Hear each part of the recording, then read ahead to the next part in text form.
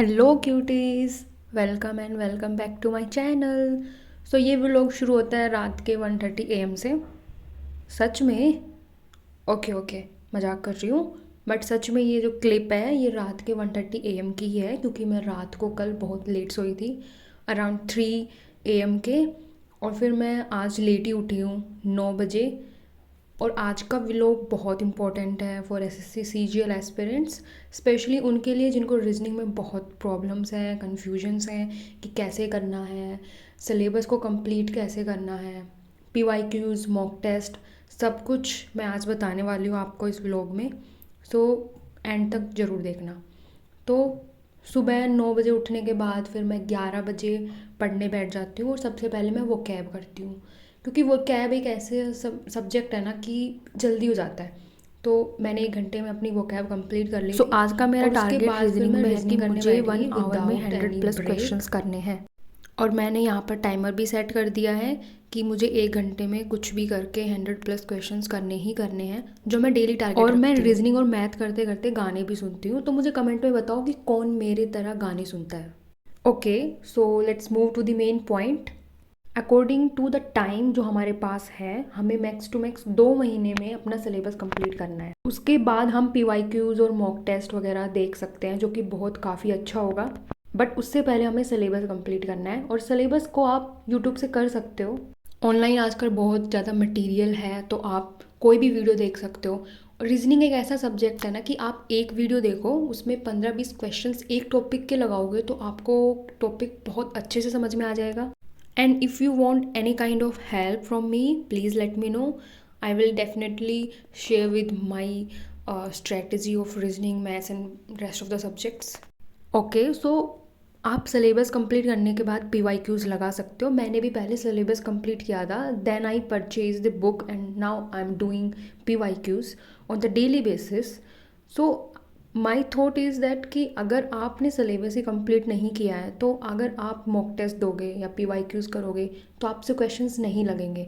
Then अगर आपसे questions नहीं लगेंगे तो आपके मार्क्स कम आएंगे, फिर आपको डीमोटिवेशन होगा, इससे आपका पढ़ने में मन भी नहीं लगेगा।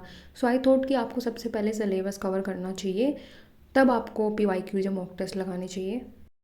एंड मेन पॉइंट इज़ कि अगर आप कोई भी सब्जेक्ट कर रहे हो तो उससे पहले आपको ये देखना चाहिए कि उसको एग्ज़ाम के अकॉर्डिंग कैसे आप कर सकते हो। सो आपको पी वाई क्यूज़ तो आई थिंक मॉक टेस्ट से पहले ही लगाने चाहिए, क्योंकि पी वाई क्यूज़ से आपको पैटर्न का पता चलता है, आपको एक आइडिया आता है कि इस प्रकार के क्वेश्चंस पूछे जा रहे हैं एग्ज़ाम में। बिकॉज़ अभी रिसेंटली मैं एक यूट्यूब पे मैथ्स की वीडियो देख रही थी, तो उस वीडियो में बहुत ही हाई लेवल के क्वेश्चंस सोल्व हो रहे थे। बट देन फिर मैंने पी वाई क्यूज़ लगाए, तो पी वाई क्यूज़ उससे बहुत ईजी थे। So the main point is कि हाई लेवल क्वेश्चंस पूछे जा सकते हैं, बट वो हमारे एग्ज़ाम पैटर्न के अकॉर्डिंग नहीं है। तो हमारे एग्ज़ाम पैटर्न में अगर इतने हाई लेवल के क्वेश्चंस नहीं पूछे जा रहे हैं, तो हमारा कोई पॉइंट ही नहीं बनता है उनको सोल्व करने का। That's why P Y Qs बहुत इंपॉर्टेंट है। और अगर मैं रीजनिंग की बात करूँ तो रीजनिंग में मैं एनालॉगी का चैप्टर ही कर रही हूँ, क्योंकि इसमें 2000 प्लस क्वेश्चंस हैं, क्योंकि इस चैप्टर की वेटेज बहुत ज़्यादा है। और मैंने चेक भी किया है कि ये चैप्टर बहुत इंपॉर्टेंट है। और अगर मैं आपको एग्ज़ाम पॉइंट ऑफ व्यू से बताऊँ तो मैथ्स और रीजनिंग एक ऐसे सब्जेक्ट्स हैं, अगर इन पर आपकी कमांड बहुत अच्छी, सो आपके बहुत ज़्यादा चांस बन जाते हैं इस एग्ज़ाम को क्रैक करने के लिए।